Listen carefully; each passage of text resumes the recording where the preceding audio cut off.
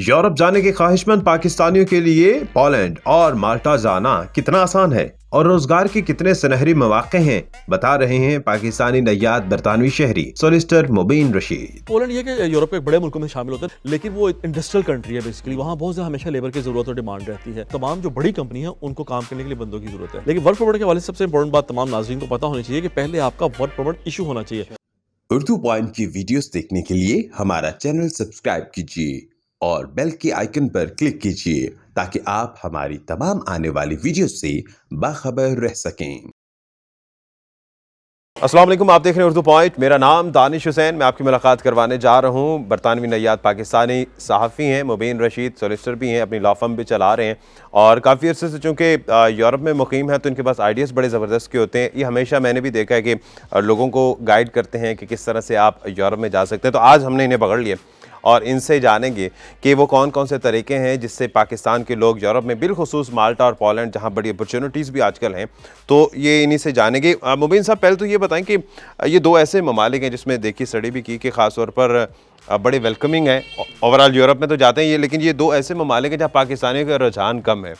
क्या समझते हैं कि रुझान कम क्यों है, लेकिन ये उन नए लोगों के लिए कितनी बड़ी अपॉर्चुनिटी हो सकती है जब जाने के ख्वाहिशमंद है? जी दानिश साहब, बहुत शुक्रिया। और आपका उर्दू पॉइंट का भी मेरा ख्याल है, चूँकि आपका बड़ा एक अवामी प्लेटफॉर्म है तो इसलिए हमने सोचा कि एक ऐसा अवेयरनेस का प्रोग्राम है जो लोगों को खासतौर पे बताया जाए। चूँकि कोविड के बाद आपको पता है इसलिए पूरी दुनिया में एक क्राइसिस आया है, खासतौर पे लेबर का भी यूरोप के अंदर। ज़ाहिर लोग सारे डिस्पर्स हो गए ना, लोग घरों में बैठे थे, कहीं काम नहीं कर सके, और जो पुराने लोग जो अब घर बैठ गए उनको बाहर निकलने का दिल भी नहीं कर रहा। ये भी एक बड़ा इशू है वहाँ की जो लोकल क्लास है। तो उनको अब एक नई, जिसे कहते हैं ना, ब्लड चाहिए जो उनको हेल्प कर सके। और हमारे लोग जो हैं तमाम सब कॉन्टिनेंट की अगर हम बात करें खासतौर पर, तो बड़े मेहनती जफाकश लोग हैं, पूरी दुनिया में बड़ा कंट्रीब्यूट किया है।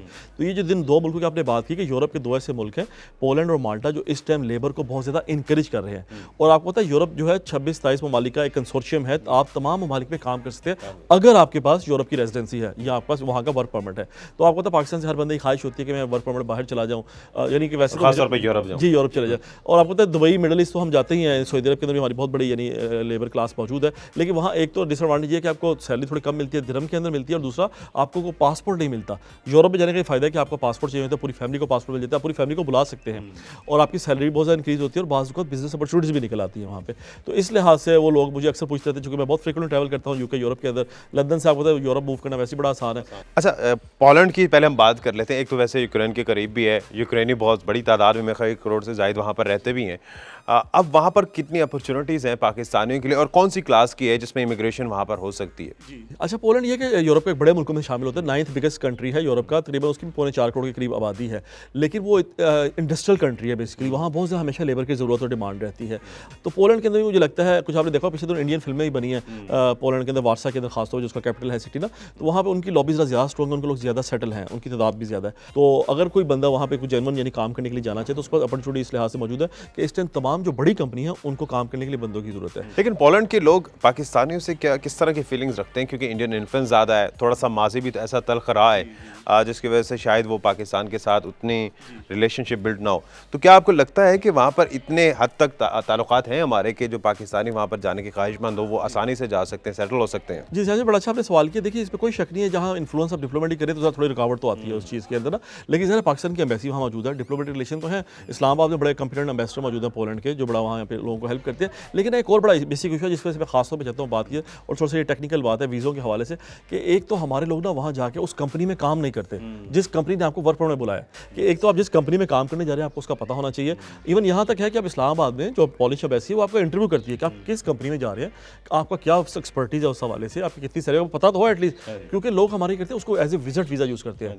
वर्क परमिट और विजिट वीज़े और स्टडी वीज़े में फ़र्क है। अगर आप स्टडी वीज़े में जा रहे हैं फिर आपको पढ़ना ही पड़ेगा वहाँ पे, विजिट वीज़े में जा रहे हैं तो आप बाउंड है कि वापस आए अपने कंट्री के अंदर।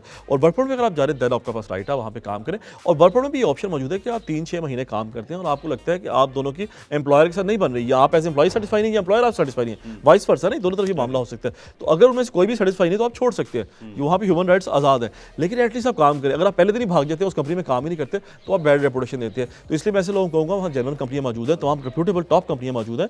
ऐसी कंपनी हमको इसमें हेल्प भी कर सकते हैं, कोई इसमें इन्फॉर्मेशन लेने के लिए चाहे तो उस कंपनी में अगर आप जाएँ, स्किल्ड वर्कर हैं खासतौर पर आप, मसला आप कंस्ट्रक्शन साइट में काम करें तो इलेक्ट्रीशियन, प्लम्बर, फॉरमैन है, अगर आप IT स्किल को एक्सपर्टीज रखते हैं, डिजिटल स्किल्स आजकल बड़ी आसान हो चुकी है, तो कोई स्किल करिए तो फिर तो बहुत आसानी है। अदर आप एज ए हेल्पर जा सकते हैं, कोई क्लीनिंग के काम में आते हैं, कुछ टेक अवे में काम करते हैं, उसकी भी बेशुमार जॉब्स और अपॉर्चुनिटीज अवेलेबल है। अच्छा मुबीन साहब, माल्टा की चलो अब हम बात कर लेते हैं। एक तो वैसे ही थोड़ी सी कन्फ्यूजन ये भी है, लोगों को भी होगी, मेरे जहन में भी है कि माल्टा की चूंकि एम्बेसी पाकिस्तान में तो है नहीं, तो उस चीज़ को कैसे आप लोग टैकल करते हैं या आपकी लाफम किस तरह से गाइड करती है, या उसे कहाँ जाना पड़ेगा? जी बिल्कुल, आपने सही कहा। देखिए माल्टा के हवाले से थोड़ा सा आपको इल्म है कि छोटा सा आइलैंड है, 5 लाख की आबादी है। वैसे तो पाकिस्तान के ताल्लुक इतने बुरे नहीं है उनके साथ, लेकिन यहाँ उनकी एम्बेसी नहीं है। बल्कि मैंने इस सिलसिले में जो है फवाद चोई साहब से हमारे बड़े अच्छे रहता है, वो यूके में चूँकि बहुत बाकायदगी से आते रहते हैं और इंटरनेशनल मामलों समझती है, और मैंने शामुद को सब दोनों को रिक्वेस्ट की थी कि पाकिस्तान चाहे, चूँकि मेरी माल्टा में हाईएस्ट लेवल पर बात हुई थी, प्राइम मिनिस्टर लेवल पर, उनकी कैबिनेट लेवल पर बात हुई थी, तो उन्होंने कहा था अगर आप खोलना चाहें एम्बेसी तो हम इसमें फैसिलिटेट कर सकते हैं।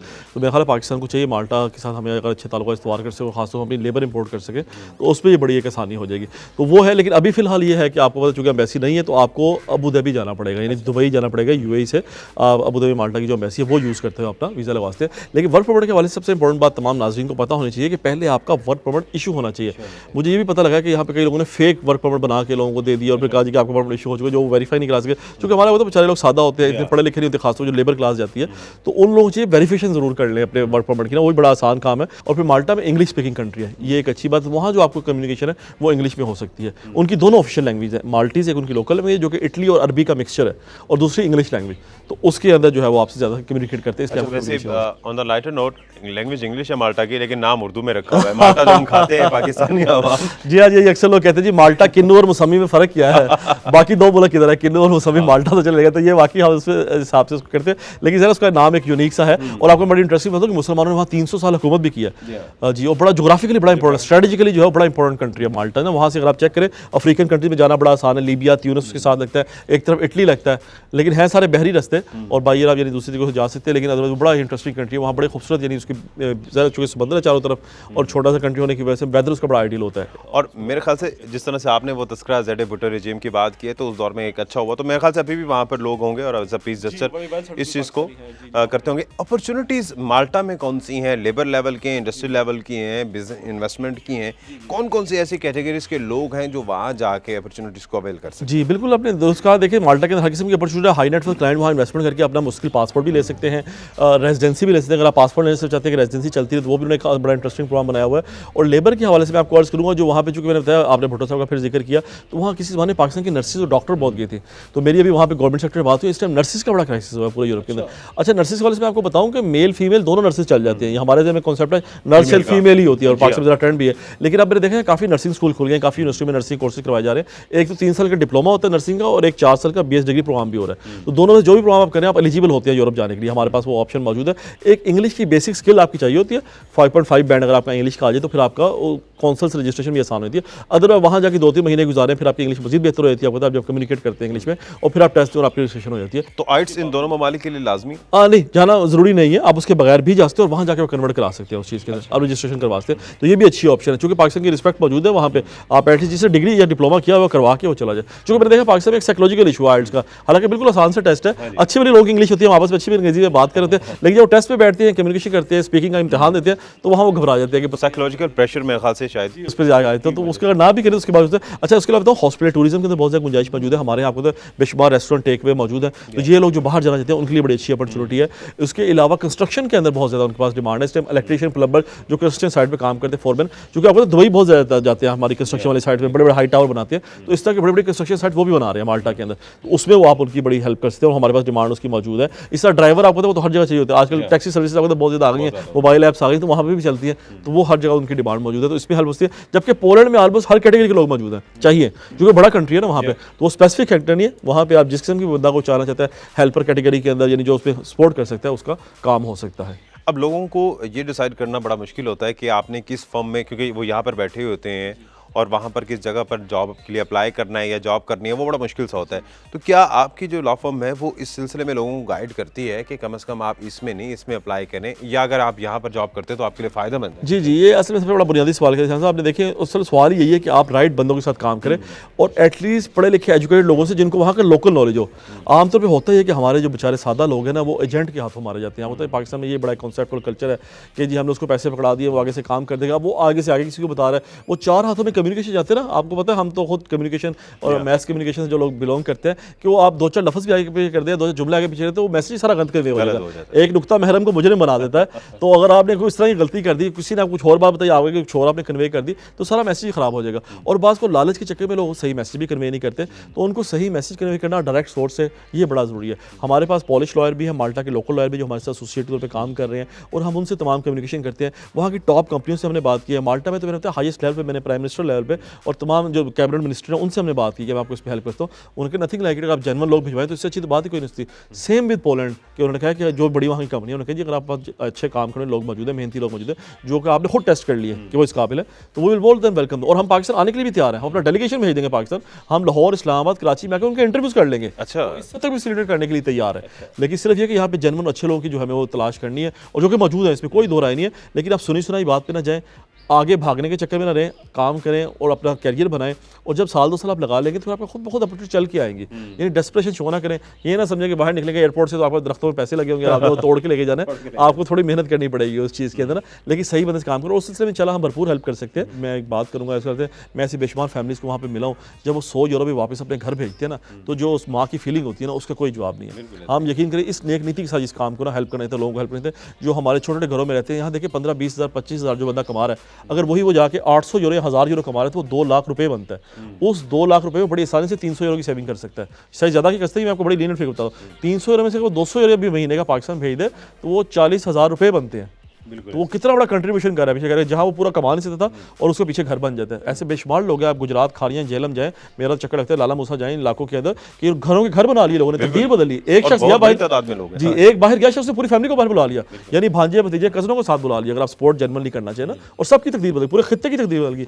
आप आज़ाद कश्मीर जाए, मीरपुर के अंदर आप देखें सारे सारे लोग बाहर चले गए, उन्होंने कैसे अपनी हल्के की शक्ल। तो ये मैं समझता हूँ जो जनरल काम करना चाहिए, आप बड़ा अच्छा कंट्रीब्यूट भी कर सकते हैं।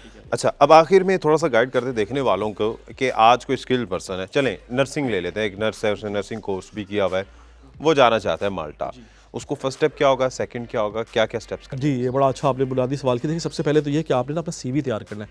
बेशक आप एक अनपढ़ आदमी है, लेकिन आपने यहाँ 2-3 साल कहीं ना कहीं काम किया होगा ना, उसको बेस करो ना सीवी बनाए। सीवी में बेसिक चीज़ क्या होती है, ज़ाहिर है अगर आप एक तस्वीर लगा दें तो वो बड़ी अच्छी बात है। बल्कि यूरोप के लिए मैं आपको बताऊंगा, यूरोपास के नाम से एक वेबसाइट है, वो उस पर सारी टेम्पलेट पड़ी हुई है। आप उसी से अपनी PDF बना लें सीवी की, क्योंकि पूरे यूरोप में एक ही सीवी का स्टैंडर्ड फॉर्मेट चलता है। तो नंबर 1 ये कि अपना बेहतरीन सीवी तैयार करें, और इस वेबसाइट पर तैयार करें, बहुत अच्छी बात है, जिसपे आपका तस्वीर लगी हो, ज़ाहिर सी बात, क्योंकि बेसिक आपका तारुफ इंट्रोडक्शन आपकी एक जो तस्वीर है आपके पेरेंट्स है जी, पासपोर्ट साइज जिसे तस्वीर कहते हैं, वो आप उसमें ऐड कर सकते हैं। और आपका फ़ोन नंबर, ईमेल एड्रेस तो ज़ाहिर आजकल हर बंदे का होता है, वो उसके अंदर होना चाहिए। और बाकी आपकी जो थोड़ी बेशक आपने मैट्रिक किया हुआ है, इवन अंडर मैट्रिक है आप, तब भी आप उसको मेंशन तो कर सकते हैं उसके, प्लस अपना एक्सपीरियंस। तो 1 पेज का आपका सीवी तैयार होता है। और नर्सिंग वाले की जैसे हमने बात की, उनकी तो 3 साल का डिप्लोमा होता है, किस जगह से किया हुआ है, कहाँ उन्होंने इंटर्नशिप की और कहाँ वो करंटली काम कर रहे हैं, ये चीज़ अगर वो मेंशन कर दे तो बड़ी आसानी होती है। तो पहला स्टेप आपने जैसे बताया, उनको सीवी चाहिए, फिर उनका एक बेसिक इंटरव्यू भी होता है। जो जनरल लोग हैं वो आपका इंटरव्यू करते हैं, ताकि आपको वाकई वो काम आता भी है कि आता है। आपने घर बैठ के सीवी बना दी है, उसमें 3-4 टेक्निकल क्वेश्चन आपसे करते हैं। अगर आप इवन इलेक्ट्रिशियन है, प्लम्बर है, तब भी आपसे टेक्निकल क्वेश्चन करेंगे, आपको सेलेक्ट। और आजकल पता है ऑनलाइन इंटरव्यू करना बड़ा आसान है, और वो बेसिक इंग्लिश में करते हैं, और वरना ट्रांसलेटर भी मौजूद होता है। अच्छा। जो बिल्कुल लो लेवल के लोग हैं, जो बिल्कुल अंग्रेजी नहीं समझ सकते, तो उनको भी हेल्प करते हैं कि नहीं आपको हम ट्रांसलेटर दे देते हैं, वो आपसे सवाल बेसिक कर लेगा। तो उसमें भी हम फैसिलिटेट कर सकते हैं, हम उर्दू और इंग्लिश दोनों में बात कर सकते हैं और उनके लिए हेल्प करके ट्रांसलेशन कर सकते हैं। तो आपका जब इंटरव्यू होगा, फिर आपको सेलेक्ट करते हैं कि हाँ जी बस 10 में से 3 लोग से सेलेक्ट करें, 5 को, ये अब उनके ऊपर कितने लोग जो उस पर हो गए। जब वो सिलेक्शन होंगे, फिर वो आपकी वर्क परमिट की एप्लीकेशन जमा कराएंगे। उसमें दोनों मुल्कों में आपको बताया तो माल्टा और पोलैंड में ऑलमोस्ट, बल्कि पोलैंड में थोड़ा ज़्यादा टाइम लग रहा है, 60 डेज़। माल्टा में आपको 3 हफ्तों में वर्क परमिट इशू हो जाता है। जो जी वो बड़ा फास्ट प्रोसेस माना, क्योंकि उनको लेबर चाहिए। गवर्नमेंट ने खुद प्रेशर डाला हुआ है और एम्प्लॉयज़ ने कहा कि हमें जल्दी स्टाफ चाहिए, हम ज़्यादा वेट नहीं कर सकते।